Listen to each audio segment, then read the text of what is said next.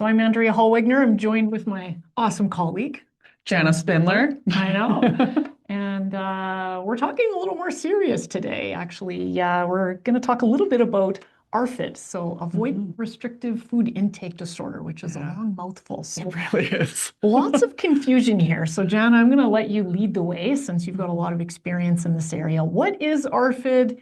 How is it different than some of the other eating disorders that we're seeing in our practice?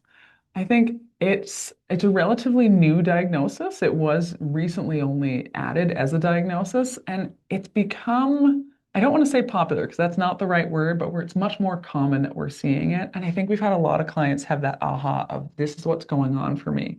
So it And this is really, what's going on for me and has been going on for a long time. absolutely, absolutely. So it is an eating disorder. However, it's not related to body image. So we don't see the same sort of fear of weight or body size changes that can show up alongside of some of our other eating disorders.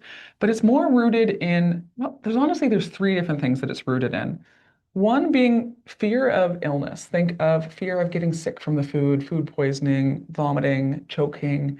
The other one being more our sensory sensitivities. So thinking texture, the taste, the appearance can be very overwhelming and giving us that true fear response. Or it can be just a lack of hunger. Yeah. Someone who may really not be in tune with having any hunger and fullness cues at all, or really like apathy towards food, that we can see that show up for sure. And that would be very typical in our FID client. Okay.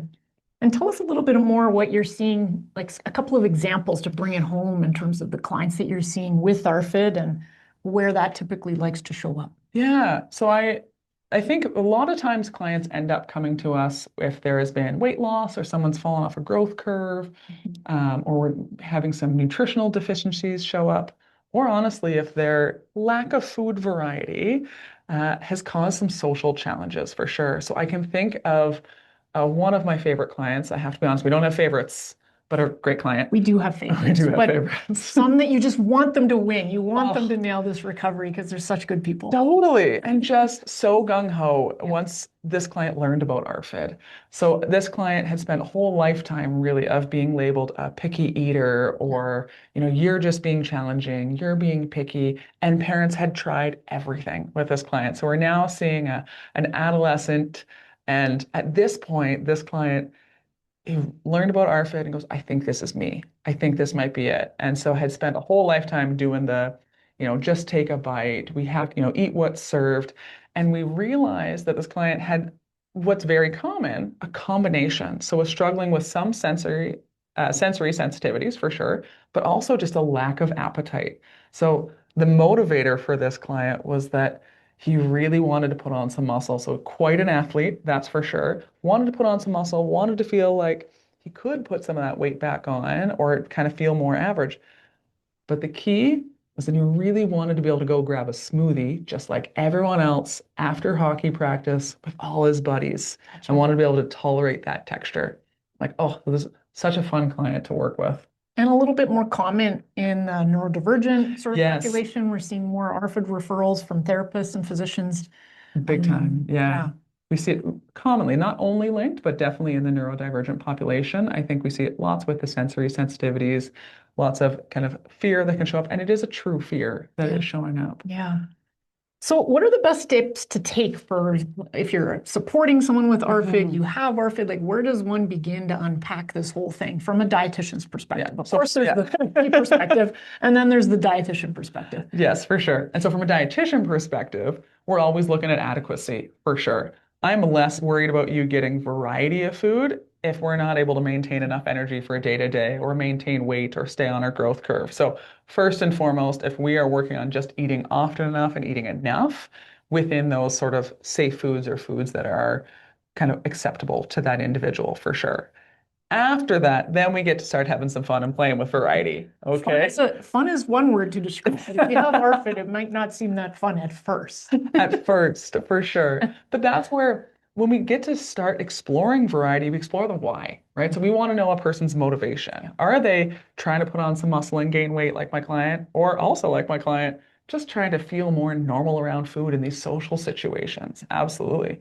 Or is there a medical reason where we are seeing some nutrition deficiencies. So we really have to target a specific food. But finding out that motivation actually really helps us to know which direction to take treatment, for sure. And then, the third, and the third, there's three, enoughness, motivation, and number three is what we call bite-sized change, pun intended. So we really want to make sure that when we're making change, it's small and it's catered to the client, right? So I'll come back to that same smoothie client who we started two approaches. So this client was okay with milk and was okay with yogurt. So we started going, okay, so can we start to take the yogurt and add something into it? So for example, if someone really is okay with a raspberry yogurt, we might start with, hey, here's your raspberry yogurt.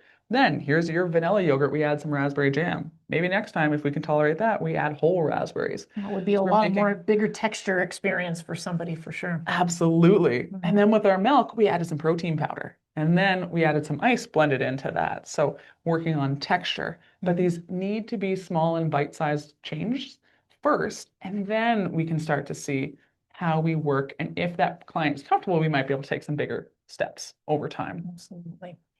So as we kind of wind down here, what are your best words of advice if you're supporting someone with ARFID? What is probably something not to say or what they could say that would be conducive to their well-being?